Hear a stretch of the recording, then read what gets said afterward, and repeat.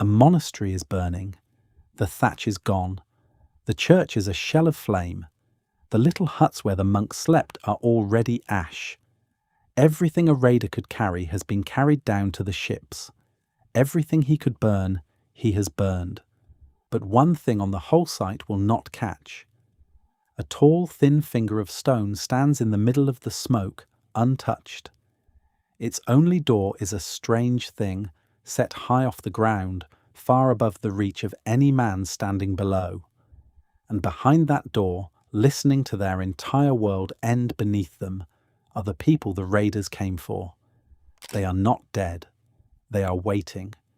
Because the one building the fire could not take was the one they climbed inside.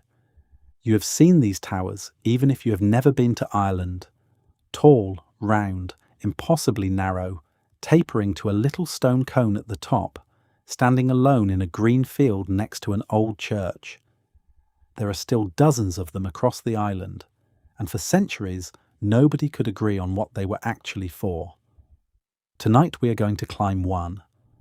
We will ask what these stone fingers really were, why the Irish built so many of them, how a single high door turned a chimney into a fortress, and whether the old boast at the heart of this video is even true. That a round tower was the one refuge the Vikings could never burn. Begin with the name, because the name gives away half the answer. In the old Irish language, a round tower is a cloiteach. It means, quite simply, bell house. Before the age of great church bells hung in belfries, a monastery needed a way to call the monks to prayer and to mark the hours of the day. A tall tower, taller than anything else for miles, was a place to ring a handbell so the sound carried across the fields, and a landmark that told travellers and pilgrims where the holy site lay. On its most ordinary day, a round tower was an alarm clock and a signpost made of stone.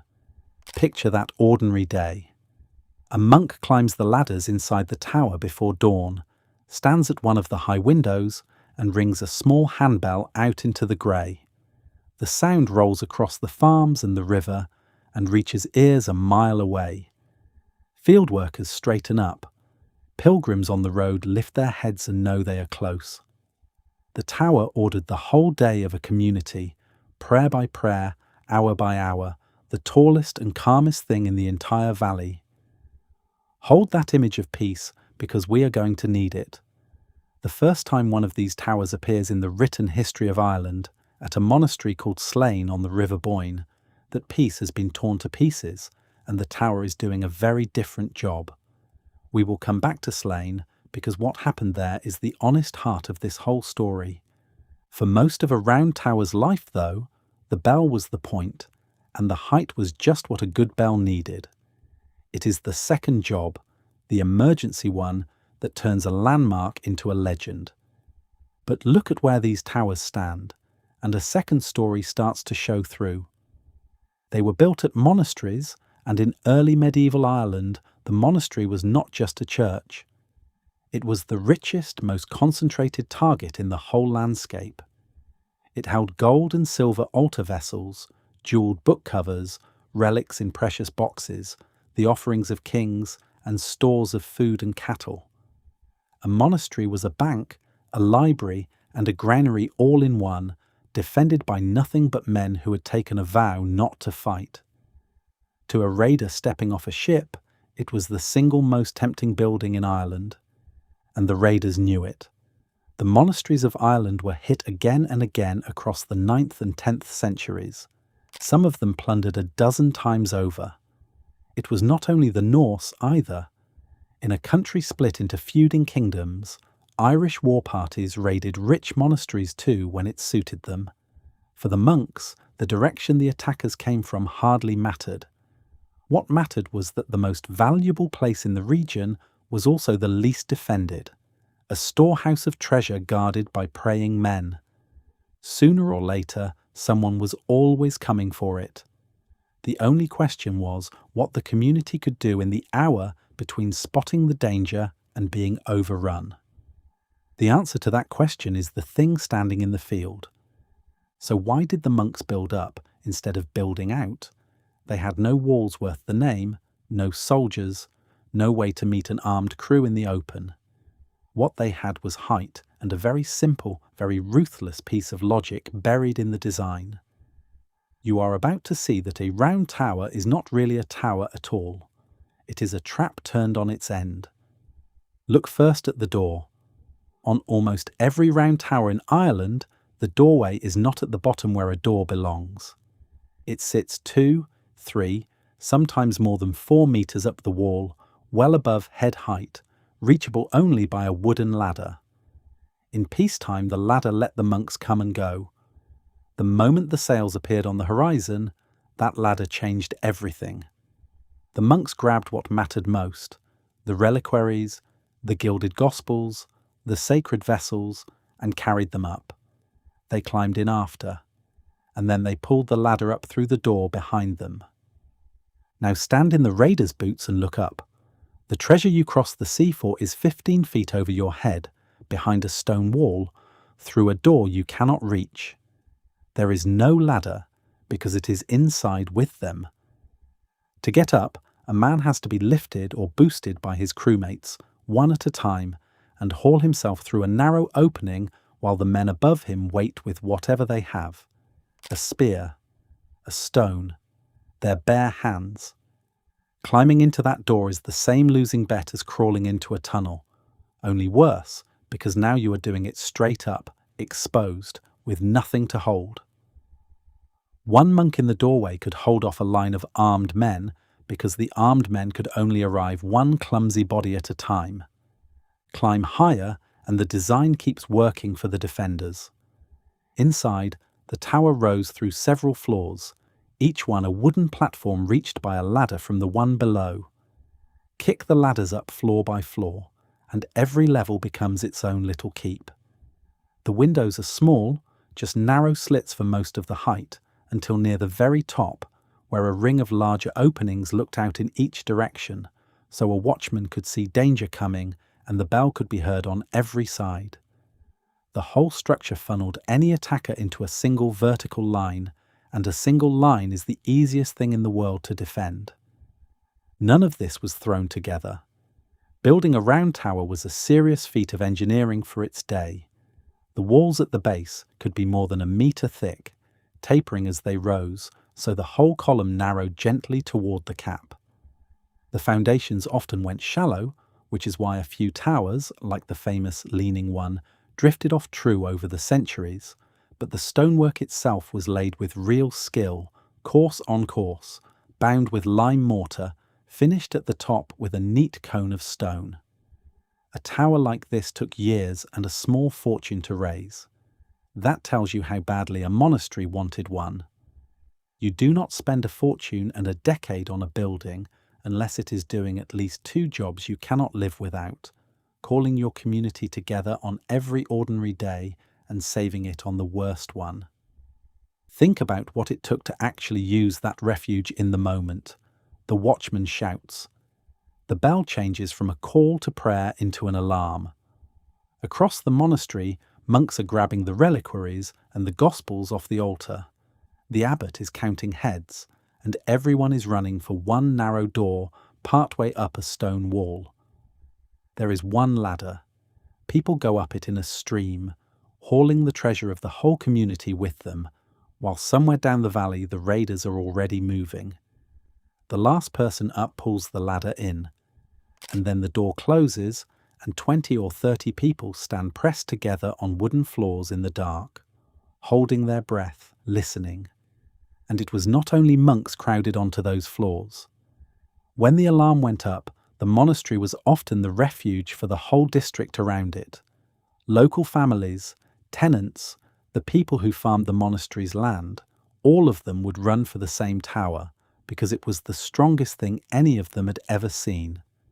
So picture it honestly.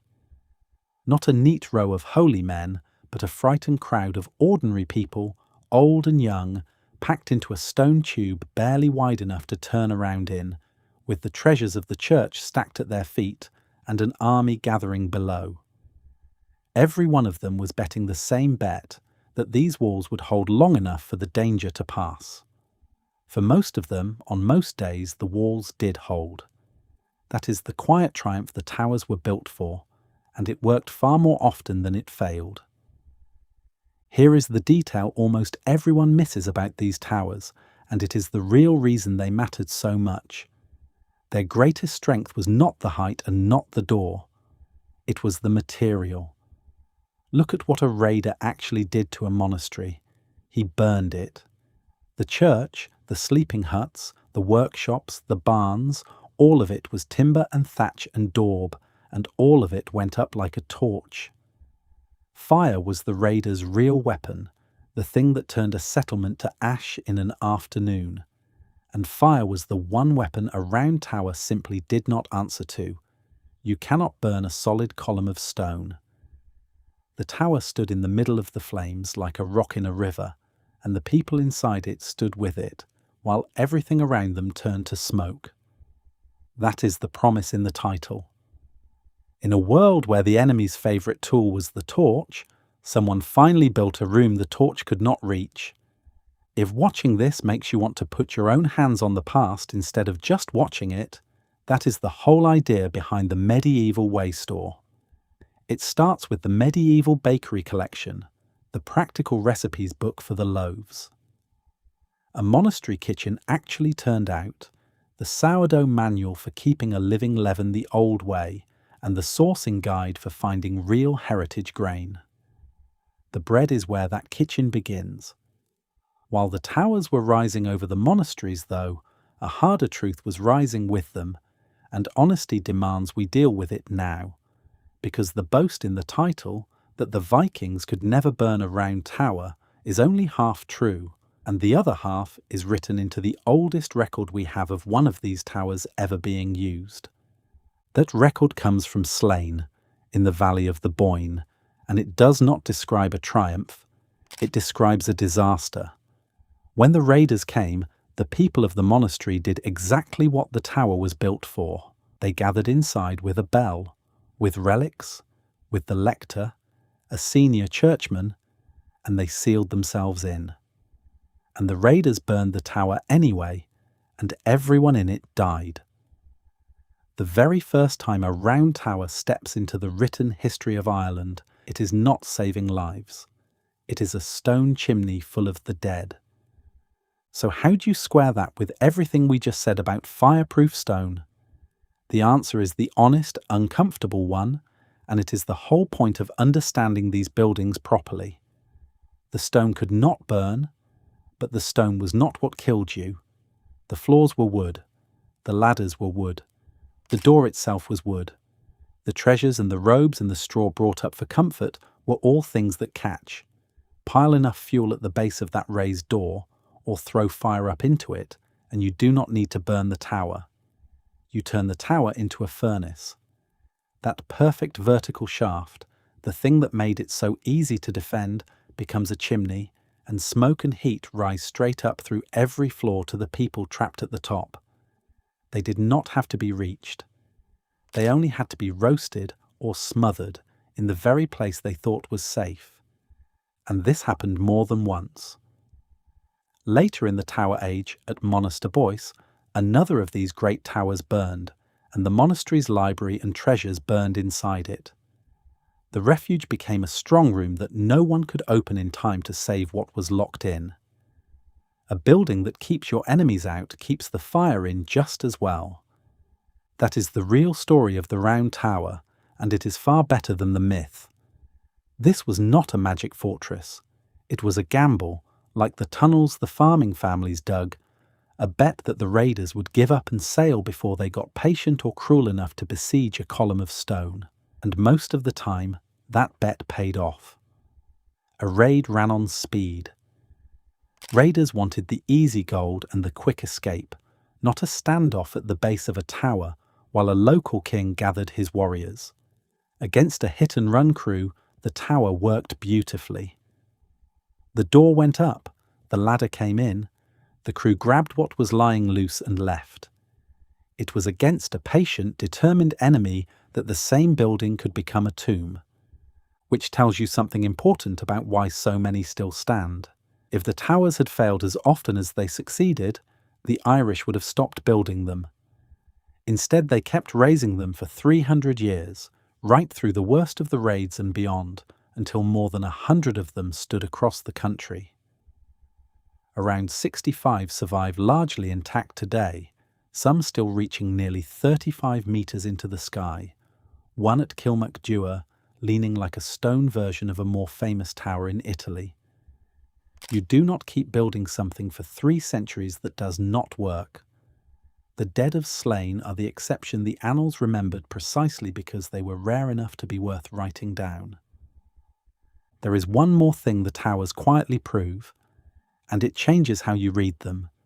Look at the stonework up close, and it is superb.